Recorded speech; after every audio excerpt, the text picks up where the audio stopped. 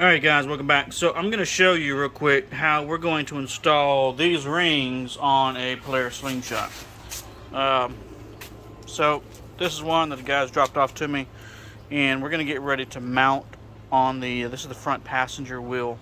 Alright, obviously we're going to jack it up, we're going to make sure it's secure and safe, we're going to take the tire off. You know how to do all that, hopefully you do. If don't, then don't try to do these rim lights. But we're going to slip this in a minute. We're going to slip this over this rotating assembly here, and we're going to secure it between this bolt here and this one down here. These hold the caliper bracket on right here, that's how two of them are going to get bolted in place. The other one is going to come out on the side here and go behind this hub bolt right here, and I'll show you all that in just a moment. So stay tuned, and we'll be right back. Alright, so just real quick, you're going to have a bunch of brackets like these. Most of these will already be assembled on the ring, except for this one and these. These will not be on the ring. You will have two on the ring, kind of like this, and one on the other side like that. Those are going to go behind the caliper. As you can see, they are bent specifically. There's 3 and 3 because there's going to be one for each wheel. I'm sorry, one of each of these for each wheel. Okay, so they're bent a specific pattern. And then once those are installed, this one, you can see front left ring. This is going to go behind the hub bolt. Okay, this is going to connect to the ring side. This is going to go behind the hub bolt. All right, so that's what those notes mean for those who, you know, need some help. So in a minute, what we're going to do is, these are a little bit different than most setups, but I'm going to solder another piece of wire on these to make a longer lead. This ring is going to go on one side of the vehicle. We're going to do the exact same thing for the driver's side. We're going to have a huge piece of wire here that's going to meet underneath the vehicle. I'm going to solder this here in just a second to this, heat shrink it.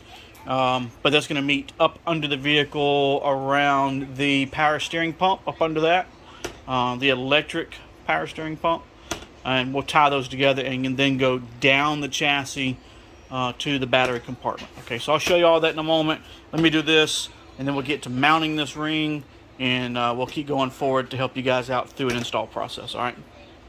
All right, guys. Just for those who are curious, or me personally, I heat shrink all my connections, and then, I solder and heat shrink my connections.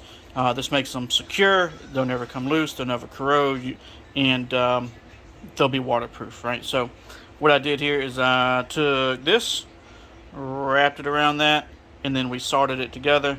This isn't coming apart, okay? If I need to, I can always heat it up with solder and separate it. We've got heat shrink that's going to come this way and seal this.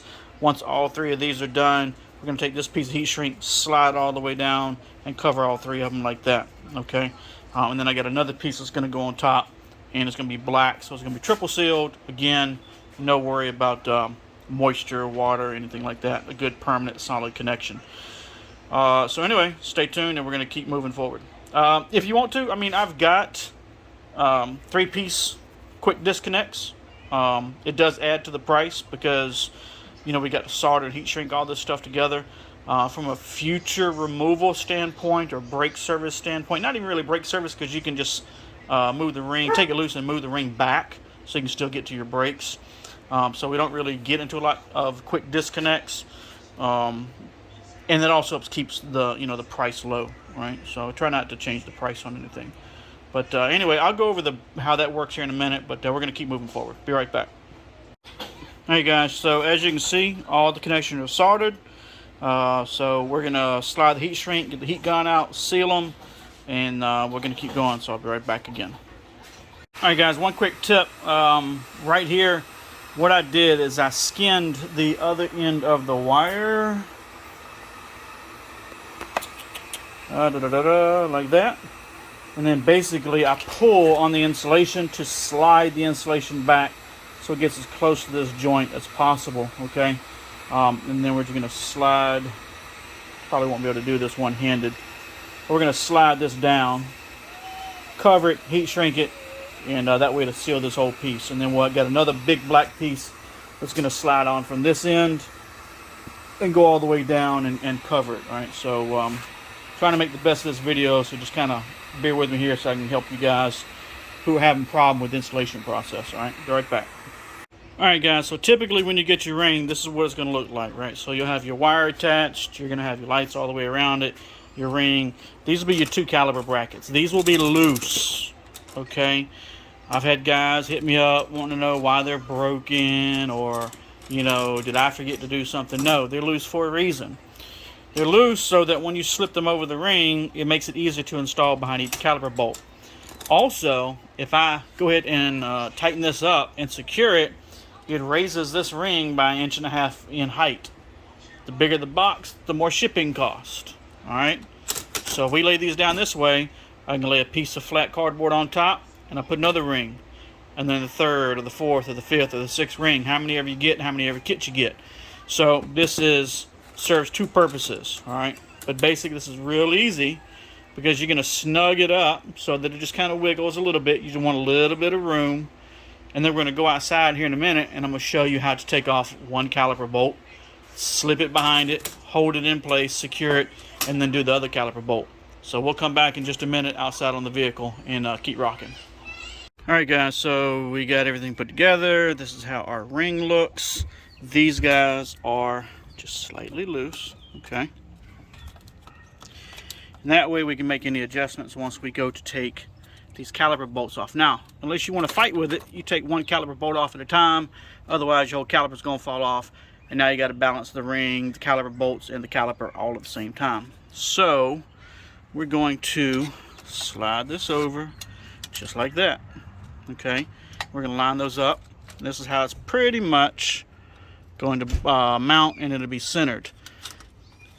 I was saying earlier, if you need to change the brakes, you don't have to disconnect the wiring. You literally just take this loose and push it back, okay, just like that. Now the easiest way I've found is take this 1 bolt loose.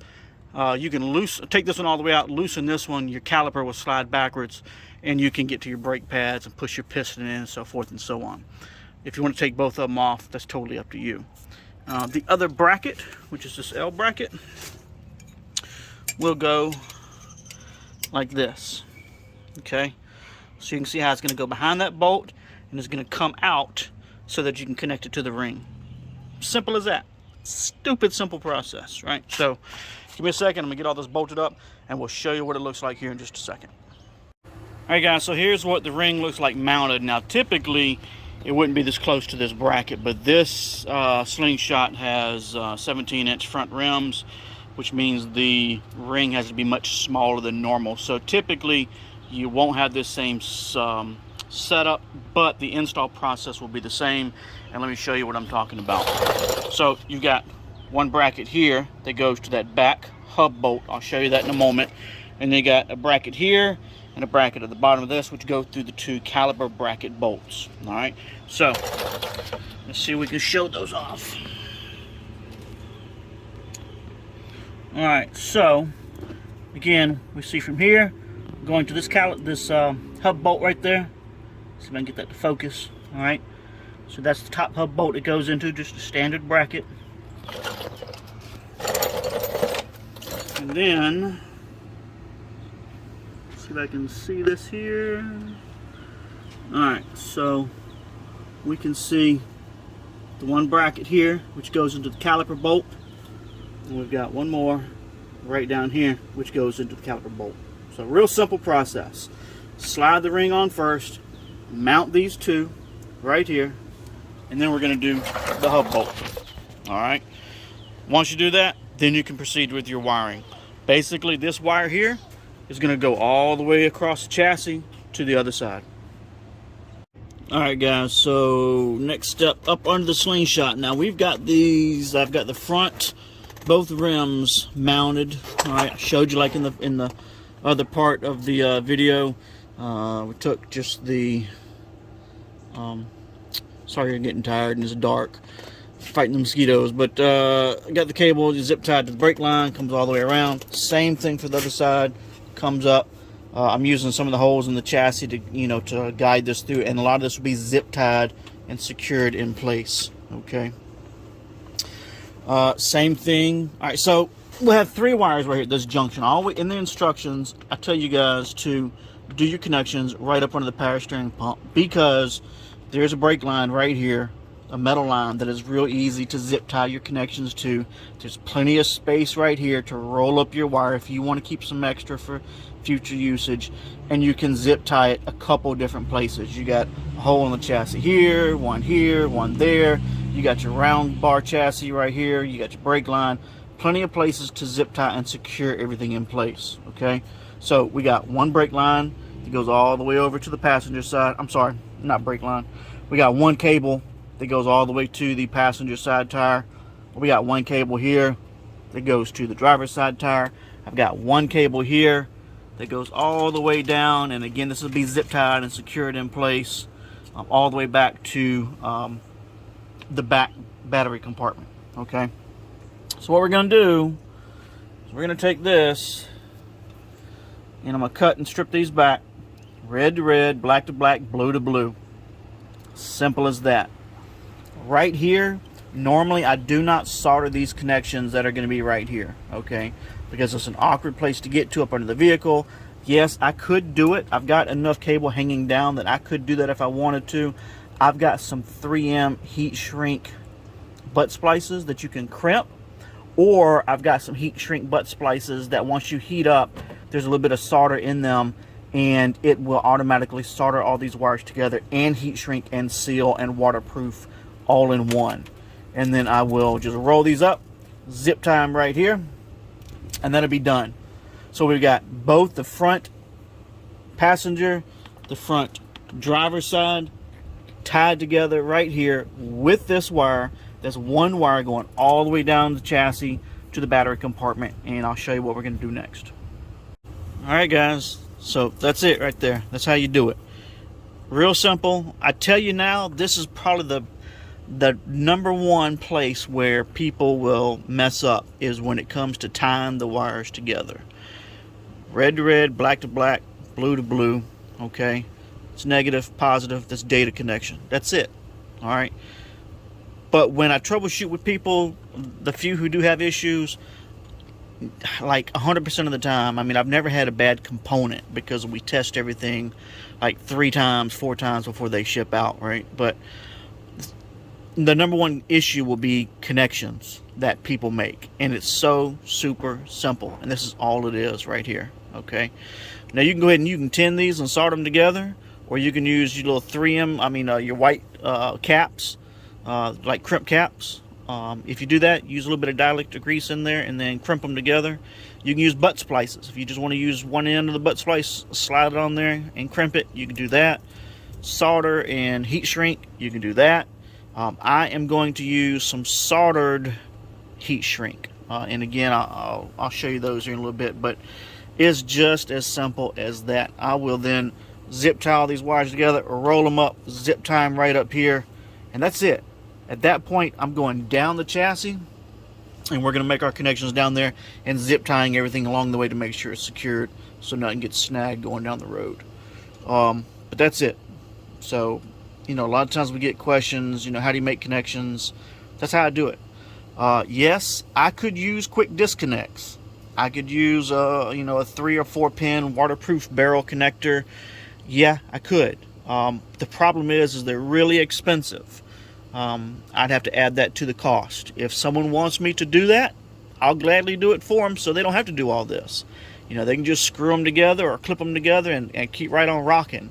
But over the years, I've tried to keep my prices very competitive and affordable. In fact, I haven't really went up on my prices in many, many years, even though the price of materials has went up quite a bit. So anyway, too much talking. Let's get to the next segment. Alright guys, just real quick, snapback. So in case you're wondering what I use, this is it. You can get these in different sizes for different gauge wires, but because I'm dealing with 22 gauge, I can put about 4 of these in this and then still seal it. But basically, this is a little drop of solder right there. Solder ring is what it is. You put your wires in here, heat it up, the solder melts, gets inside the wire, seals them together, and then the whole thing typically seals. Normally you do it on both ends. I'm just gonna slide my wires in this way, and then I'll put a little bit of drop of dielectric grease in there and then heat it up, and that'll seal it. All right, so that's what I use. There's many different ways to do it. These guys are a dime a dozen. I typically buy them in packs of, I think, 100, because I use a bunch of them for various different things. But anyway, just wanted to show that to you if my thing will quit getting out of focus. So if you're interested, that's what they are. Thanks. All right, everybody, welcome back. So as you can see, I have the third ring mounted. It is secured. You know, these guys don't have any wobble in them, no movement. All right, I mean, they're solid. All right, so I know that's a concern for a lot of people, but I mean, again, you know, they're not going anywhere. All right, so there is one wire coming off this rear ring right there. This wire here comes off the two front rings that you've seen me tie together under the electric power steering pump, and then that one wire come down the chassis, which is already zip tied along the way. So we're gonna run this one here along the brake lines and come into the battery compartment. This one here is going to go into the same place, and then we'll start tying them together. All right, on how to mount this one, again, same as the fronts. You can kind of see a little bit better here, but we've got one bracket here that goes behind this caliper bracket bolt and one here. There is one more additional mount that gives us the extra security, and that is this guy right here. All right, these guys are twice as thick as what your rings are. Okay, so that's what gives you your rigidity. It doesn't move, doesn't flex. All right, but this one goes to a 10mm bolt up under the swing arm, and then, as you can see, connects right here. All right, sometimes that bracket needs to be twisted to get it a little bit more flat flush. The way you can twist that bracket is once it's mounted with the 10mm bolt, you can take something like this, you know, get it just tight, just a little, almost tight, but a little bit loose like that, and then you can twist it, all right, to get that flex, to get that bend. That's the easiest way to do it. So you've seen how we mounted all three rings. I showed you the front passenger. The front drivers works the same way. All right, I showed you how to wire these guys up underneath the vehicle. Okay, in this case here, yellow will end up cutting out. Okay, we're going to take this guy and we're going to take those guys and we're going to put those together in the battery compartment, and then in this situation, because of the slingshot, we're going to take the power board and put it inside the rear enclosure right here, actually right here, and we're going to put all the wires into that and get it secured, get it all wired up, and I'll show you how to do that later. All right, guys, welcome back. So I'm gonna go over this real quick. I kind of moved forward a little bit and I forgot. So I did a bunch of the body kit already. So we've got two strips split half and half that go across this bumper rail right here. I've got two frame strips about 48 inches that's going to go down this side of the frame, and of course the other side of the frame. I've got two strips you're going to see right here. Hadn't finished this one yet, but this one is down the fin. Okay, so as it is right now, let me explain to you some of the wiring we've got. Okay, this wire here is your front rim lights. This one is my rear rim light. Okay, they're twisted together with a temporary connection, and I got one light that goes one wire that goes up into that storage compartment where that amp is, and I'll show you that here in just a moment. Okay, these two strips, which I'm getting ready to tie in a moment once I've tested these and make sure they are good, that is going to be those two strips on the fin that I just showed you.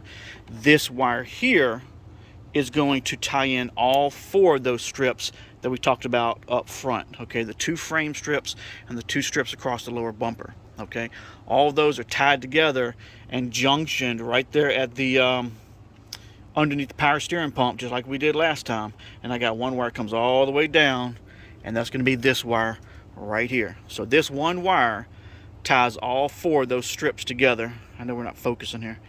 All four of those strips together up front.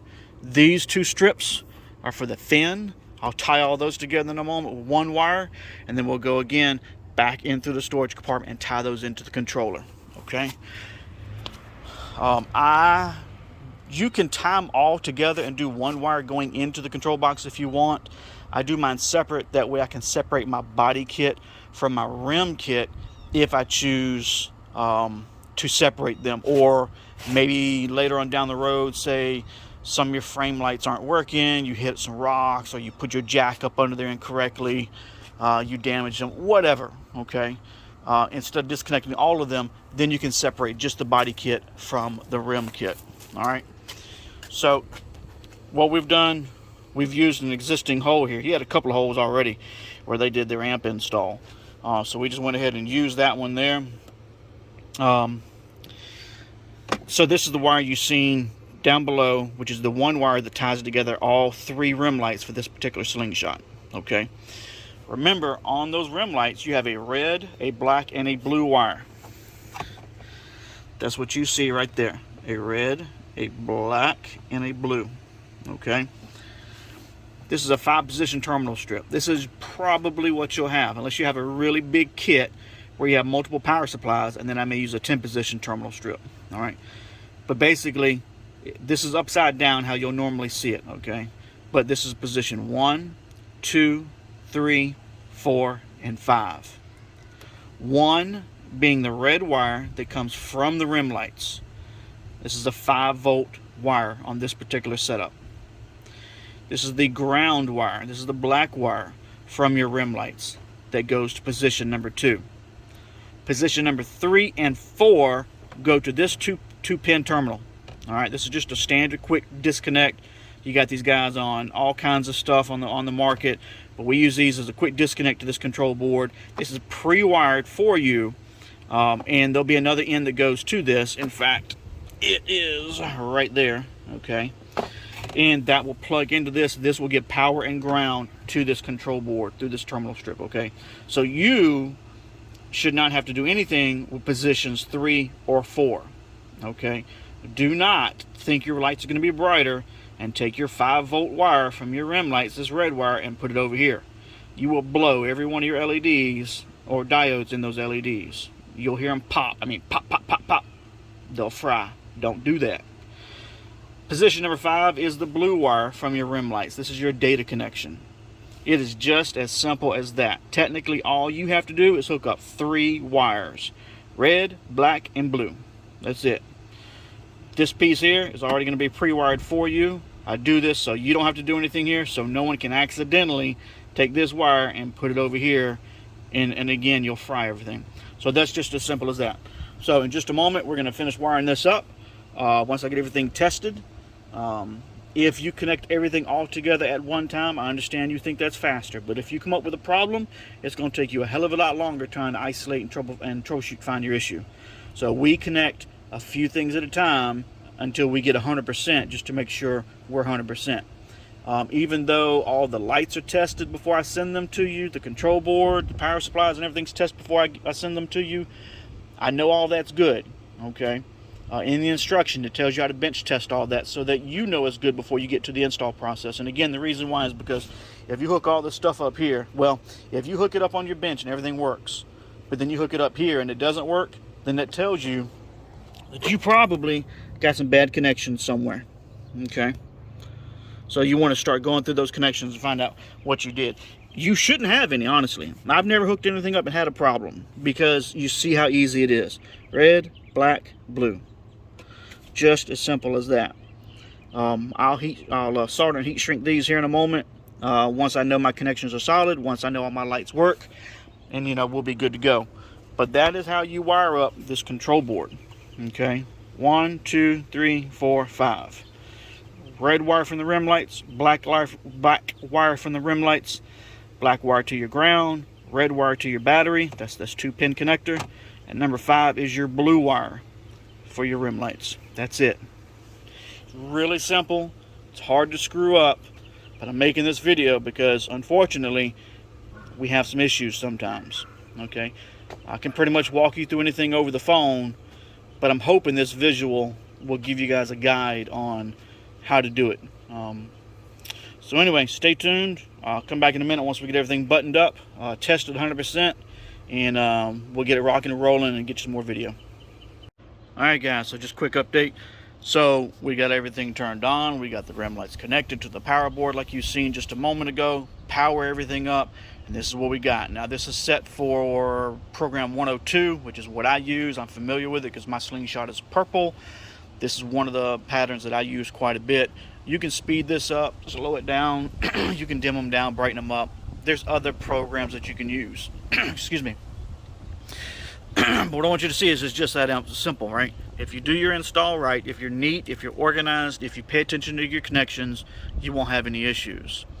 If you're sloppy, if you nick your wires, if you cross your wires, if you have poor connections, you might have some issues, okay? That's why we say, hey, we always recommend a professional install, all right? They're the guys who do this stuff day in, day out. If you're the average guy and you do this once a year, you might need to pay more attention to what you're doing just to make sure you don't have no complications down the road. As you can see, I don't have any problems. I do this all the time. I don't do installs all the time. I do fabrication primarily, but I've done installs for so many years, it's not a problem still. But if you do everything right, do it like what you're supposed to, it'll work every time. So I'm going to go ahead and button up those connections there. I will then tie all these wires together. I have one more wire going in, and I'll tie that into the control board, and then I'll test all my frame lights, my bumper lights, my fin lights, basically the whole body kit, and I expect no problems. So we'll have this buttoned up here in a little bit, which is cool. I probably got about 2 hours left of sunlight left, which is really, really awesome. So I'll be able to take some night shots of this also for you guys. So be right back here in a little bit. Alright, ladies and gents, so we got maybe about an hour left of sunlight, so I'm going to get this done real quick. So the body kit is hooked up. I'll go over that with you real quick. The REM lights are hooked up, as you can see. You've seen those in the last segment. We've got 2 strips coming down the fin. This is how he wanted these. Pretty standard. A lot of people do this same setup here. All right. You got 3 rows on each REM, okay? So these are just set to auto for right now, so you just kind of get an idea of what the colors they'll go through. You can see our glow. Now, of course, this is still jacked up in the air quite a bit, but you can see how bright it is, even being, you know, probably 18 inches off the floor. All right. Again, we're jacked up. But you can see that. We've got the whole glow up under the Slingshot. And there's 2 strips. They start in the middle. Do it this way. They start in the middle here, and one goes this way and one goes that way. Okay. But again, you can see how bright they are and how much glow they put out. Same thing here. So I got a whole bunch of mess to clean up. I got zip ties and insulation and all kind of stuff all over the concrete I got to clean up, but that will give you an idea, ladies and gents, on how to do the install, what to expect during the install, how to do your connections, how to run your wire, how to mount your rings, how to wire your control board. And if you do all that, like I showed you, you won't have any problems. It's very simple. It's really simple. 3-wire connection. That's it. Red, green, blue. Tie them all together, run them to your control box. You know, I just have, like I said before, and it's almost way too dark in here to see, but there's just 2 white wires, one here, one here. One goes to the body kit, one goes to the wheel lights. So that's it. I don't know if I can. No, I can't zoom out. If I back up any further. But you can see how bright it is. And like I said, we got about an hour left of daylight, maybe about 45 minutes at this point. So it's getting dusk, getting dark, but plenty of glow. Look at that, it's just awesome. So anyway, got any questions, reference different parts of the video, shoot me an email. These kits typically start on the Slingshot at about $175. They go up to around $600. One thing I can promise is I'm very competitive with my pricing because I've been doing this for many, many years. I've got many other websites bookmarked, guys who do this. I've got websites that don't even work anymore because guys do this and then a year later they're not around anymore. I've got videos dating back till early mid 2000s of stuff like this I've been doing. I'm still here. This is 2021, right? So, you know, it is what it is. If you need something, just hit me up. Let me know. I'll help you out with whatever you got. Thanks for watching, and we'll see you on the next video. Alright guys, real quick, so bonus content I forgot, or maybe I mentioned and forgot I mentioned it, but he wanted an alarm put on this slingshot also. Alright, so this is what I use on my personal slingshot. It's a very simple alarm.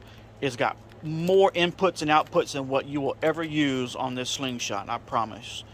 You got trigger releases, you can do relays, you can do your windows up and down, you can do trunk latch release, you can do door poppers, whatever. You're not going to use all this on the slingshot, okay?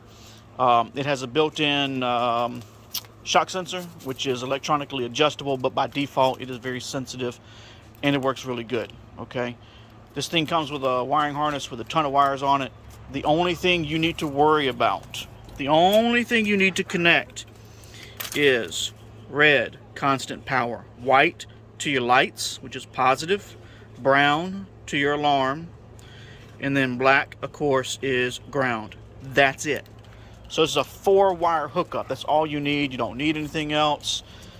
If you wanted to, you know, put a push pin for the hood, all right? So if someone opens your hood, the alarm goes off, you could do that, okay?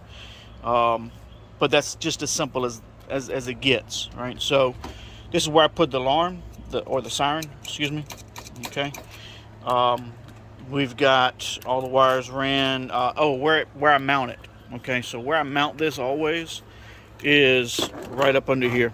If you take the radio out, if you got one, or your cubby hole, you can take a piece of ABS plastic and make it to this shape, right? This kind of shape right here. Mount your alarm brain to that, and then screw holes in the ABS plastic and do bolts and nuts, and bolt it to the bottom side of this. It's mounted solid, so your shock sensor works really well. It's waterproof, it's out of the way, you're not going to get any water or damage in it. You can get to your power wire and your ground right here through your radio harness, okay? Then all you got to do is come out of your firewall right here, but you can't see it because I got everything tucked. Actually, this is it right here, but I still got to tuck it. And it comes right down to your alarm. All right, this is, you see this, oh man, I'm just out of thoughts today. Ring terminal for ground. The red wire goes to positive for the alarm. The other wire goes to the wire loom, goes all the way up here, and goes to the headlight. So